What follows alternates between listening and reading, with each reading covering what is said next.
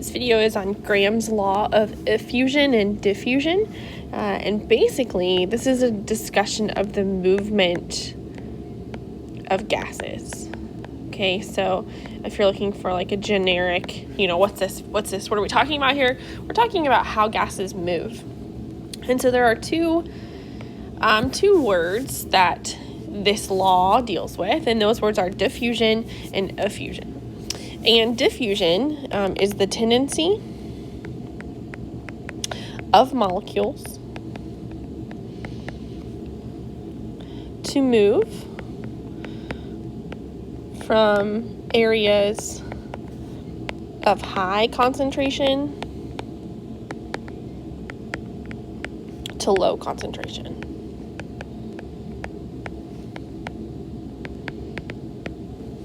So what is an example? A perfect example of that would be if you were to spray, like an air freshener or perfume or something, and let's say, you're in my classroom. If I sprayed that, my students in the front row would smell it first, and then eventually the students in the second row, and then the third row, because what's happening is when we initially spray that, whatever it is, air freshener, it's very concentrated right where we sprayed it, and then those molecules diffuse through the air, and they move from an area of high concentration to an area of low concentration. Okay, so that's a great example.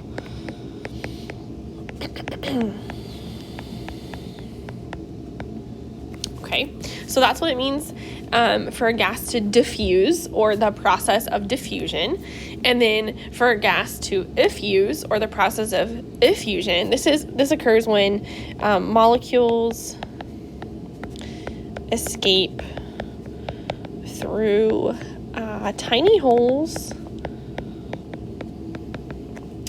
in a container.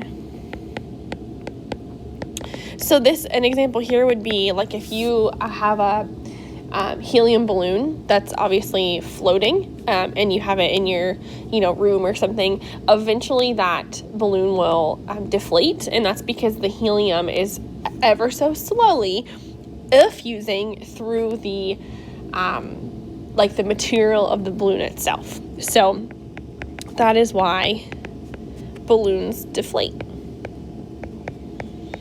And that process is called effusion, or the verb would be to effuse. Okay, so now we have to take these two ideas and relate them to this law. So Graham's law covers both effusion and diffusion, and basically it states that the rate of effusion or diffusion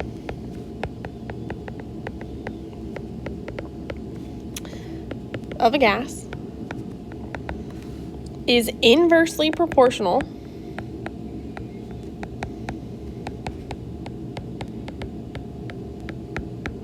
to the square root of that gas's molar mass. Okay. Didn't leave us a whole lot of room here. I should have left some more. And so there's actually an equation, and it's kind of a funky one, but it looks like this. And don't worry, I will explain. We'll do several problems.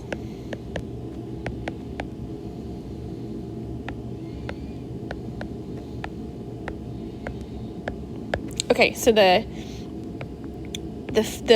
formula for Graham's law, which covers both effusion and diffusion, says that the rate, or the speed, that gas A effuses divided by the rate or speed that gas B diffuses is equal to the square root of the I did for molar mass of gas B divided by the molar mass of gas A.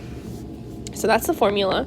I want to make a bold statement though, which is that gases of smaller molar masses effuse and diffuse quicker than larger ones. Okay, so that's kind of a takeaway. So the smaller the molar mass is, the quicker that gas is able to effuse or diffuse. I always compare it to like a runner. Okay, if you were to look at most runners, whether it's like, distance running or short, long distance or short distance running, most runners are thin and they have specific kind of builds, okay, to their body. And that's because somebody who is carrying less weight is able to run, quicker. So if you think about it like that, it kind of makes sense that gases that are lighter, that have smaller molar masses, are able to effuse and diffuse faster than heavier gases. So keep that in the back of your mind. Okay, so a question that you could get might look something like this. And so this is a very simple question. Who diffuses faster, helium or nitrogen, and then how much faster? So the first part of this question we should be able to answer based on what I just said about molar masses, okay, and from a qualitative discussion of who's going to diffuse faster, helium or nitrogen. Answer is definitely helium, because helium has a smaller molar mass. Okay, so that question is pretty easy to answer. This question, though, is going to involve the math, and that's a little bit harder. So, here's what I recommend. Okay, and there's a reason for this. So I recommend that when you solve this, you always use the faster or lighter gas as what we refer to as A in my formula, okay? And there's a reason for that. I promise that I can even show you why I think it's important to do that. So if I was going to solve this problem, then what I'm going to do is say, well, the rate that which, and we said to use A for the faster one, so helium. So the rate that helium moves, well, I don't know what it is, over the rate that nitrogen moves, I don't know what that is either, is equal to the square root of their molar masses. Now notice they're opposite, right? So B's molar mass is in the numerator and A's is in the denominator. So for helium, and I'm just going to use their rounded masses, helium's molar mass is about 4, and nitrogen's is 14 doubled, so 28. Okay, so when I solve this, that ends up being the square root of 7, and if I punch that in on a calculator, it comes out to be approximately 2.7. Well, what does that mean? Okay, well, that is, and you can think about this, you can put it over a fraction, right? So that is the rate that helium moves compared to the rate that nitrogen moves. So when I solve it this way, what we can say is helium diffuses 2.7 times as fast as nitrogen. And there's the answer. Okay, now the reason I recommend you doing that or solving it this way is because watch what happens if I switch these two. Okay, so if I were to switch these,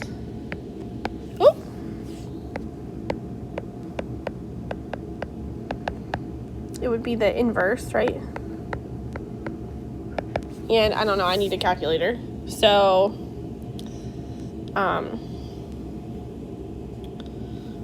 all right, so when I take the square root, it ends up being 0.378. Okay, now I could put it over 1 to make my fraction, match.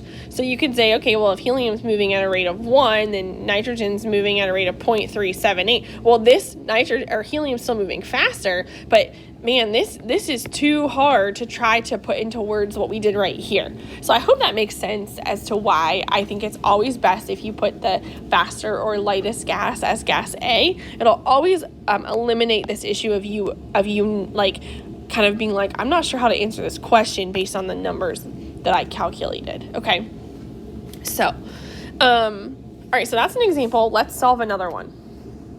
All right, so it says a sample of oxygen gas was found to effuse at a rate 2 times that of an unknown gas. What's the molar mass of the unknown gas? Okay, so a couple things. Oxygen gas, be careful, because here's where you can mess up. That's O2, of course.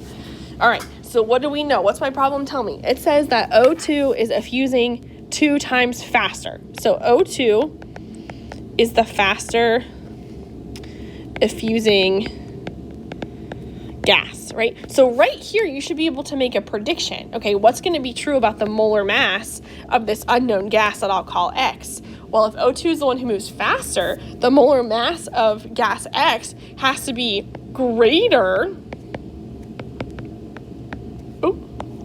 than the molar mass of O2, right?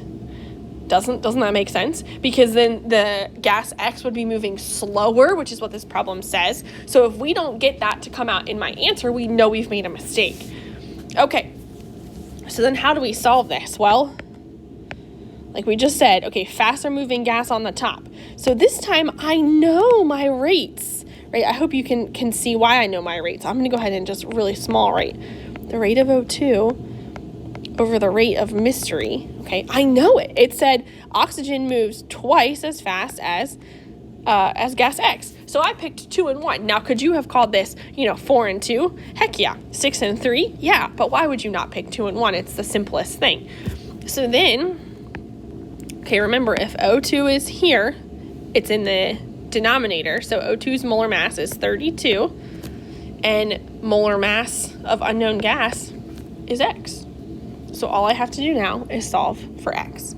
So I have 2 over 1, which is 2, is equal to the square root of X over 32. Okay, be careful. A lot of students here try to multiply by 32. Can't do that. 32 is under the radical. So I have to get rid of it by squaring both sides. So now I have 2 squared is 4. This square cancels with the square root. So now I have X over 32. And now multiply both sides by 32, and we get X equals, I don't know, I put my calculator down, 128. Now that's probably molar mass. It is molar mass, so it'd be grams per mole, but there you go, that would be your answer. Now, let's go back up and note what we said before. The molar mass of my mystery gas has to be greater than the molar mass of O2. Oh, yes, absolutely. Okay, and so that makes sense for us to solve some of these effusion and diffusion problems. Let me see if I can, I can just make something up. Let me just make up, we'll do one more. How about the molar mass of a gas who diffuses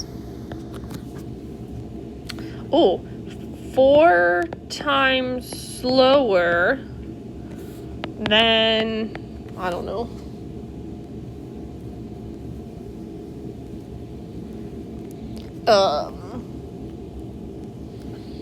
argon. How about that? Okay, what's the molar mass of a gas who diffuses 4 times slower than argon? Okay, so mystery gas, so we'll say X, must be heavier, right? Does that make sense? So I get that backwards. Let's think about that. So what's the molar mass of a gas who diffuses 4 times slower than argon? No, I'm right. So if argon's moving faster, argon is the lighter gas. Okay, so again, argon's gonna be on the top. So the rate of argon, and this is gonna be the rate of mystery gas. Okay. So we know mystery gas moves 4 times slower than argon. So pick numbers. I would pick mystery gas moves at a speed of 1. Argon moves at a speed of 4, right? Because isn't 1 4 times smaller than 4? Yes. Okay. So then argon, and argon's mass down here. It's going to be very similar to the problem we just solved. Approximately, it's molar mass of 40. And then my unknown is just going to be X. So sum I have 4 equals the square root of X over 40. I'm going to square both sides. I end up with 16 equals X over 40.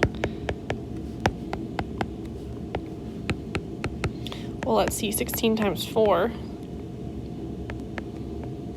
is 64. So times 40 would be 640.